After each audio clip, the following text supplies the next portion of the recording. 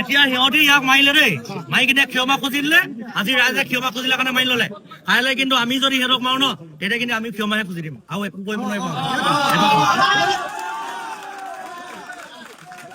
বেংগলীয়ে হওক, বিহাৰীয়ে হওক, মানুহে যিয়ে নহওক, অসমৰ জাতীয় সাজপাৰ পৰিধান কৰি অসমৰ জাতীয় সংস্কৃতিক কিবা অনুষ্ঠান প্ৰতিষ্ঠান চলি থাকোঁতে কোনো ব্যক্তি অসমীয়া হওক অনাঅসমীয়া হওক যিয়ে নহওক অপদস্থ কৰাটো কাৰো অধিকাৰ নাই। সেইটো অনাগত দিনত কেতিয়াও নহ'ব।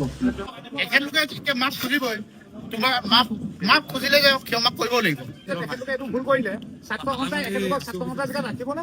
সংগঠনটোৰ ভিতৰত আমি কি কৰো কি নকৰো মানিছো এইদিনা মোৰ ভুল হৈছিলে, আৱেগিক হয় এইখিনি কৰা হ'ল। তাৰ কাৰণে মোক যদি পাৰে ভুল বুজাবুজিৰ কাৰণে বাবে আমি বহুত দুখিত আৰু মাফ কৰিব। ইয়াক মাৰিলে কাৰণে ইহে মাফ খুজিছে, ইয়াক খুজিছে। এতিয়া আমি চবুৱাবাসী হেৰি হৈছো, এতিয়া চবুৱাবাসীক মাফ খুজিব লাগিব। আৰু ইয়াৰ পৰা কৈছো যে এইদিনা আমাৰ কাৰণে যি অপ্ৰীতি সৃষ্টি এটা হ'ল, ঘটনা সৃষ্টি হ'ল, তাৰ কাৰণে মই চাববাসীক ক্ষমা বিচাৰিছো আৰু কথা দিছো অনাগত দিনত কেতিয়াও এনেকুৱা ধৰণৰ ঘটনা নহয়।